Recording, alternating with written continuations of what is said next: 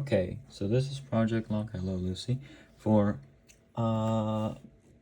This is Project Log for 3D Printed Comfort. I think it's part 10 or part 11. It's really a simple addition to this desk. So I think in the last 3D Printed Comfort video, did I introduce these rails? These are extension rails that I've created. Because last time when I attached something directly to my desk, if I put something in it, and let's say I made a basket, I put something in the basket, the downward force of gravity pulling down on the basket would make this connector bend like this, and then that would just fall. So I instead opted for one of these designs, which is simple and very effective. What it does is that's a pity, but I hang it from this extension. So when I hang the basket, since it's exerting a downward force, but it's not directed on the part that's connected to the desk, that's firstly, the direction of the force is a bit different. It's upward, pushing downward. It starts up, and I don't even know what I'm talking about, but that's part 1, and the real kicker is part 2. And then I use these bolts to lock them down into place, similarly to how I did it with my trash can, where that's locked in place with a bolt, although this is a failed print. So it hangs like that.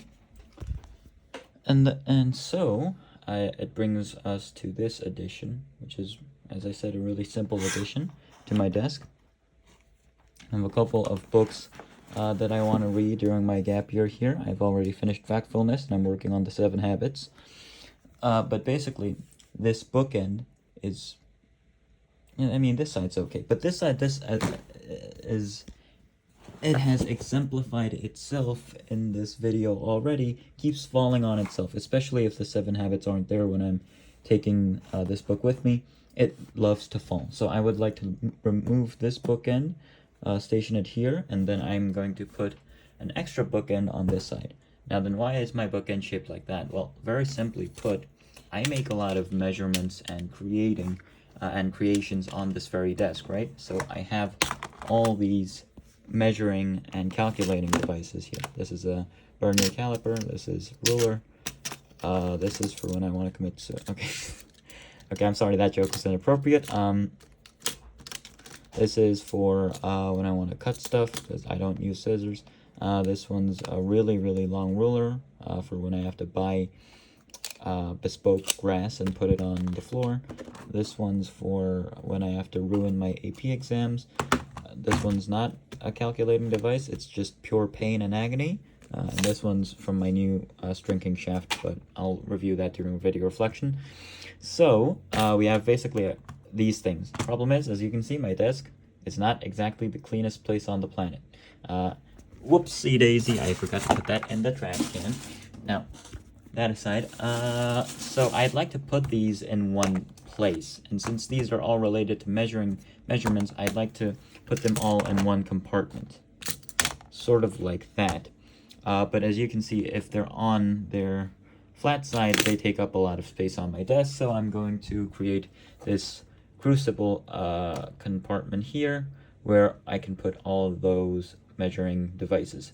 And also, I created this cutout right here, with that chamber, and what that does is this long, I don't know what you call it, a tape ruler, right? This tape ruler has this connecting part where it's normally used to connect it to or hang it on jeans, but I also found out that you could do the same with basically any piece of plastic, like that, and you can hang it there. So yeah, so that's what that's for. The ruler's gonna hang out, on this side, like that. And as you can see, my mouse pointer is humongous. Anyway, that's it. I'll print it up and I'll film another project log. Bye bye. Say bye bye, Lucy. Bye bye.